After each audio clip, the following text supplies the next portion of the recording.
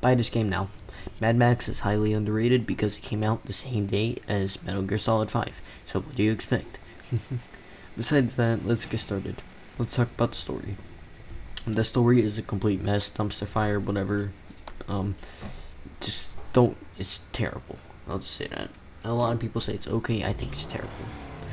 The characters aren't interesting and aren't good. I didn't care about them that much at all. I think if they focused on the story more, it would be better and more people would appreciate the game.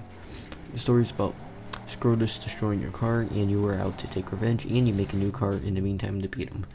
The story is very basic and generic, and now onto the juicy part, the gameplay. The gameplay is fucking phenomenal.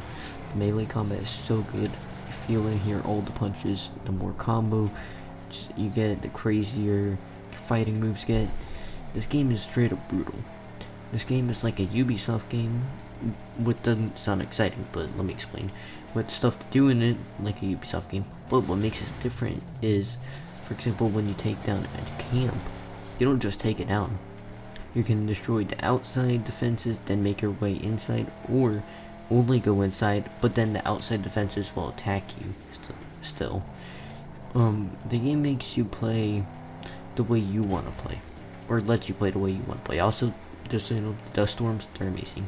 The dust storms are vicious. You can either go take shelter and not take the risk of dying, or stay in the storm, and you can find scraps flying around that you can harpoon and keep. It's a high risk, high reward. And the whole game is about reward, basically. The more you play, the more your car will grow visually and gameplay wise. Also, I forgot to talk about this, but when you are in melee combat, you can pick up weapons and use them, and if your meter's filled up like to the max and stuff, Max or Mad Max, whatever, will start freaking doing wrestling moves like jump kicks and stuff like that, and it just feels so perfect.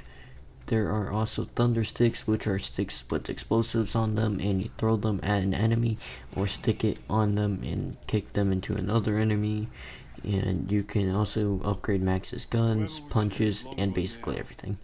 There are tons of progression options that I'm glad to hear the car gameplay didn't skimp out on. The car's tons, oh my god, freaking tons of progression. Like I said before, the car has multiple body types, spike wheels, fire, shooting off your wheels, and stuff like that, and more.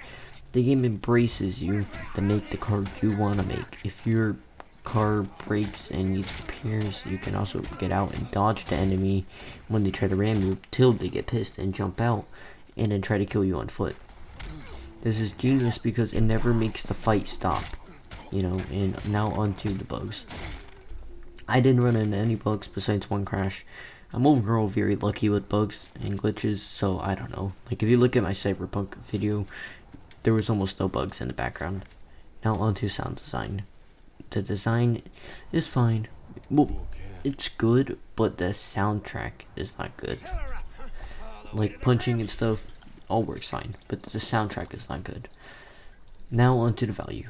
The value is great. The main story is about 15 hours long, but with all side content, it is easily double. I think the side missions are a bit disappointing though, but the main story is a lot of fun, but the story, like I said, it sucks. My final verdict is, this game is a buy. You can buy the game for $10 to $20 now, and it's worth all the money. This game is a good game, but a very, very flawed one. If you want a fun game where the fun factor is so high you'll burn through hours and minutes, this is the game for you. And that's my review, and tell me your opinions down in the comments, and bye.